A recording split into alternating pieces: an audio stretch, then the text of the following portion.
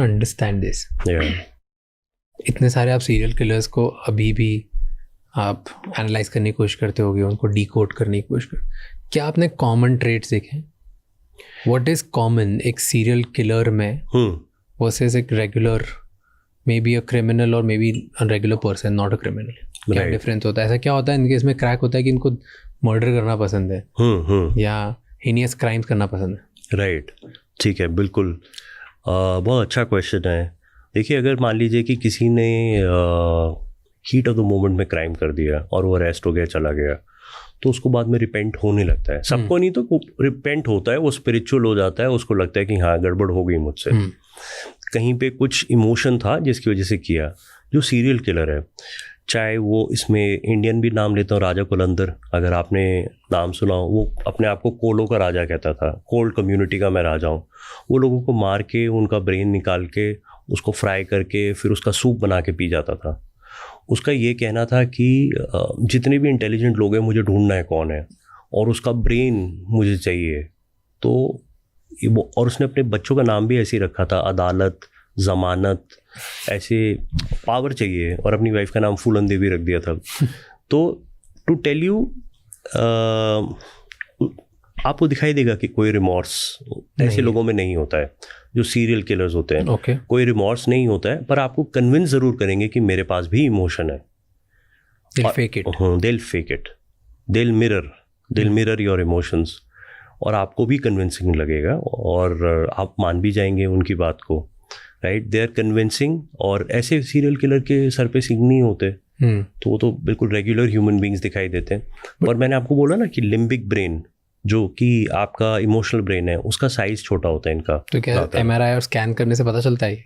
हाँ, अगर आप स्कैन करो तो इनके ब्रेन में चेंजेस दिखाई देते हैं। वो चेंजेस हम लोगों के ब्रेन में नहीं होंगे जो इनके ब्रेन में चेंजेस होंगे। सो इमोशनल कम रिस्पॉन्स होगा।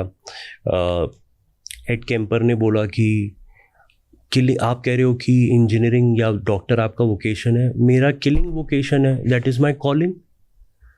तो उसने कहा आप ऐसे ही कह रहे हो, मैंने पता है किसी के पीसेस काटने में छोटे छोटे कितनी मेहनत लगती है, बराबर के पीसेस काटे मैंने।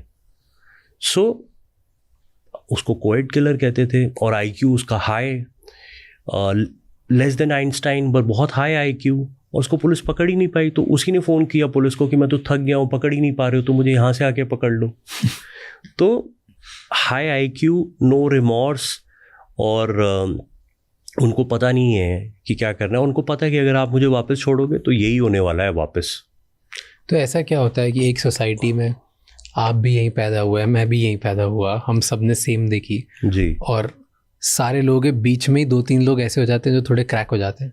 क्या होता है उनके साथ? Is it childhood trauma? Is it कुछ एक पर्टिकुलर चीज़ होती है जो उनको ट्विस्ट करती है? क्योंकि आई डोंट थिंक कि बचपन में कोई पैदा होते से बोलता होगा मैं बड़ा हो गया सीरियल किलर बनूं। No, right? It doesn't work like that. So you are not born serial killer. Correct. कुछ सोसाइटी में होता है तुम्हारे साथ जिसकी वजह से you turn into a serial killer. क्या होता है? What have you noticed? या बेस्ड ऑन आपके ओपिनियन में क्या होता है? श्योर, आपने जैसे कहा कि बॉर्न तो नहीं होता है कोई भी ना।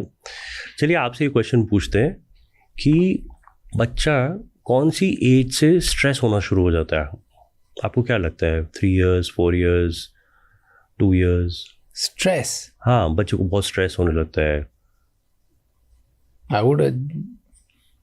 आई मीन विजिबल स्ट्रेस तो टीनेज में ही स्टार्ट होगा, पर अगर ओके और आप सैडनेस और थोड़ा सा रिमोर्स और उन सब के लिए बोल रहे हो तो आई थिंक देन वो 6-7 months के बाद से होना स्टार्ट हो जाता है ना। ओके, गुड, सही है, अच्छा है। मेरे को पता है आपको रिसर्चेस अच्छी लगती हैं, एक्सपेरिमेंट्स अच्छे लगते हैं।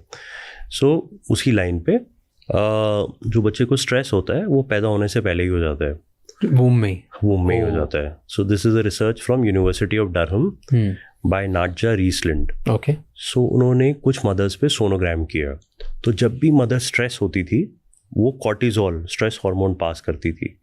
जैसी मदर ने स्ट्रेस हार्मोन पास किया तो बच्चा अपना फेस स्क्रैच करने लगता है, पेट में ही लेफ्ट हैंड से फेस स्क्रैच करेगा, आईब्रो और थंब सकिंग। ये आपको अल्ट्रासाउंड और सोनोग्राम में दिखाई देगा। सो पैदा होने से पहले ही स्ट्रेस्ड है। अब जब वो डिलीवर होकर आता है, अब जो एनवायरनमेंट उसको मिलता है क्या नॉर्मलाइज्ड है, दैट इज़ वेरी इंपॉर्टेंट। अगर आपके और मेरे घर पे कोई ऐसी फिजिकल वायलेंस नहीं हुई, ज़ोर से बोलना भी बहुत बड़ी बात है, तो हम उसको एक्सेप्टेबल नहीं मानते।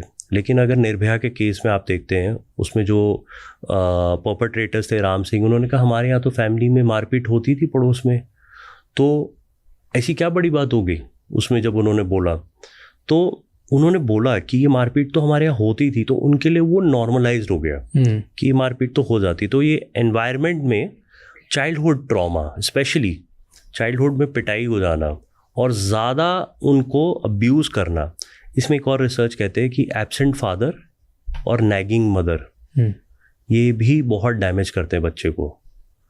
फादर चाहे जॉब के लिए बाहर हो या फादर इमोशनली अवेलेबल ना हो और मदर सारे टाइम बच्चे को पोक करती रहे, तो बच्चे के अंदर डिविएंट टेंडेंसीज प्रोड्यूस हो जाती है और फिर वो बच्चा डिविएट होने लगता है।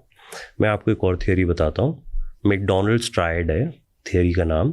ये बाद में उसको कंटेस्ट किया, लेकिन अगर आप बच्चे के अंदर 3 क्वालिटी देखते हैं। नंबर 1, उसको जहाँ मौका मिला उसने आग लगा दी, उसको आर्सन कहते हैं, मतलब उसने कुछ भी देखा आग लगा दी, छोटा बच्चा। दूसरा, जहाँ डॉग्स और कैट्स या कोई भी एनिमल देखा उसको मारने की कोशिश करी, सिर्फ स्टोन नहीं मार रहा है, पूरी कोशिश कर रहा है उसको मारने की, ये सेकंड है। और तीसरा, वो 8-9 ईयर्स का हो गया है, अब वो उसने बेड वेटिंग वापस शुरू कर दी है, एन्यूरेसिस। तो वो इमोशनल रिग्रेशन हो रहा है, छोटे में करता है बच्चा, लेकिन कुछ उसके साथ हो गया है जिसकी वजह से ये वापस बेड वेटिंग करने लग गया है। अगर ये तीनों दिखते हैं मैकडॉनल्ड्स ट्रायड में, तो चांसेस है कि वो बड़ा होके डिविएंट बिहेवियर में जाएगा। ये एक और रिसर्च है।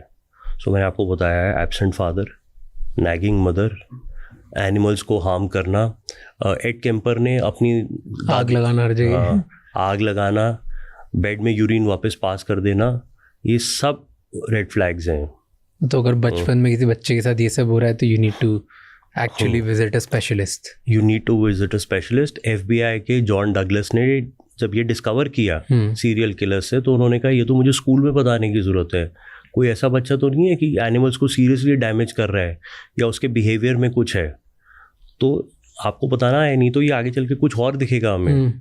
और ये अर्ली एज मार्कर्स आते हैं आपको, और बाकी बच्चे तो पेरेंट्स कंट्रीब्यूट कर देते हैं, है ना। सो ये तो हर सीरियल किलर की लाइफ में you are telling childhood trauma होता है हर किसी में। सी जितने मैं जानता हूँ, चाहे वो चार्ल्स मैनसन हो, चाहे टेड बंडी हो, चाहे एड केम्पर हो, ज़्यादातर उनमें ट्रॉमा होता है। ओके, उनमें ट्रॉमा होता है, उनका अब्यूज़ होता है, पर still it is not justified. It's not justified, I am trying to understand. But yes, you are right. इसमें मैं ABC की बात करना चाहता हूँ। बताओ। जैसे 2 टाइप के लोग होते हैं जिनको गुस्सा आता है। तो एक जिनको गुस्सा आता है वो अपना सामान तोड़ते हैं, और दूसरे वो चुप हो जाते हैं, बिल्कुल क्वाइट हो जाते हैं। लेकिन what you seeing is just the behaviour, पर उसका ए नहीं देख रहे आप। A is antecedent of the behaviour. वो बिहेवियर कब से आया और क्यों आया, और इस बिहेवियर के बाद का कॉन्सिक्वेंस क्या है। ये बिहेवियर यंगर डेज से डेवलप होते हैं, ये आज से नहीं है जो दिख रहा है, ये सब over a period of time develop होता है। सो वो बिहेवियर ABC वाला हम में है, होता है हमेशा, लेकिन इग्नोरेंट होते हैं हम लोग कि ये कैसे डेवलप हुआ। और बहुत सारे लोग अटेंशन के लिए अपना हैंड भी कट करते हैं, है ना, लेकिन यहाँ नहीं कट करेंगे, पीछे कट करेंगे अटेंशन सीकिंग के लिए। उससे जो मैंने केसेस देखे हैं कि कई बार मैंने पूछा था कि हैंड क्यों कट किया। हैंड कट करने का मीनिंग ये होता है कि अगर मैं बहुत इमोशनली स्ट्रेस्ड हूँ, this is one of the reasons. तो जब हैंड कट करते हैं, उससे जो फिजिकल पेन होता है और जो ब्लड आता है, उससे माइंड डिस्ट्रैक्ट हो जाता है।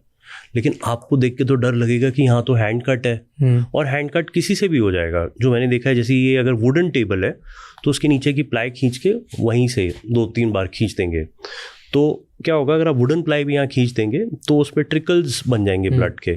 थोड़ी देर बाद आपको पूरा ब्लड दिखाई देगा उसमें, तो जो हाथ में आएगा उससे काट देंगे। सो ये भी अपना पेन रिड्यूस करने के कुछ मैंने जुवेनाइल्स में देखा है। तो अगर बहुत सारे बच्चे ये करते हैं बचपन में, राइट, 2 रीजन से, एक तो बेवकूफ़ी में टीनेज लव, और वो काटने की कोशिश करते हैं, that is one. Second is बहुत बार जब पेरेंट्स इमोशनली अनअवेलेबल होते हैं तो पेरेंट्स का अटेंशन के लिए lot of kids do it. Correct. वो बार बार अपना हाथ काटते हैं ताकि पेरेंट्स का अटेंशन मिले। ये science is this sign something very wrong? अगर आज किसी ने किया है या बचपन में किसी ने किया है तो what does it signify? See depending कि वो कितना ओल्ड है, एक तो नंबर वन ये बात है। मे भी बचपन में किया हो, 12-13 साल में बच्चों ने, 10-12 साल में, 14 साल में, स्कूल एज, बिफोर 16 यूजुअली बच्चे करते हैं। अब वो हो गए 30 साल के, 35 साल के, बड़े बड़े एजेस, बट वो बचपन का है। डज इट सिग्निफाई समथिंग कि जो बचपन में बिहेवियर किया मे बी वो वापस आएगा, अटेंशन सीकिंग बिहेवियर, या उनकी मेंटल हेल्थ के बारे में कुछ बताता है, या like can you tell something about a person? Yeah, so see, if you see marks like these or adult hai and you want to strike a conversation, then out of curiosity, to you know, we can ask. We can always ask. But what do you think? What does it signify? It doesn't mean that they will do it again. Okay. Right? क्योंकि वो as अलग थी। वो teen age में 14-15 में जो आपका emotional brain है वो तो ऑलमोस्ट पूरा डेवलप्ड है, लेकिन जो आपकी कार के ब्रेक्स है, यानी आपका ये फ्रंटल लोब है, ये तो 25 साल की उम्र में आता है पूरा, तो वो नहीं है उनके पास। तो उस टाइम वो जो भी मिस्टेक करी एक्सपेरिमेंटल या अटेंशनल, वो दैट डजंट मीन कि it is a predictor of the future behaviour. हो भी सकता है, बट एटलीस्ट ये बता सकता है कि कहीं ना कहीं there was an emotional divide between. पर क्या वो डिवाइड अभी भी चल रहा है कि नहीं चल रहा है, वो आप क्वेश्चंस पूछेंगे तो आपको रिस्पॉन्सेज में समझ में आएगा। मैं इसमें स्टेटमेंट के बारे में कुछ बोलता हूँ। आपने ये किसी ने बोला था, तो आपने लिखा आई लव यू, और वहाँ से जवाब आ रहा है लव यू टू, तो ये ठीक ही लग रहा है मैसेज कि नहीं? हाँ, ठीक है, क्या दिक्कत है? हाँ, इसमें क्या दिक्कत है? बस इसमें दिक्कत बस यही है कि उसमें आई नहीं है।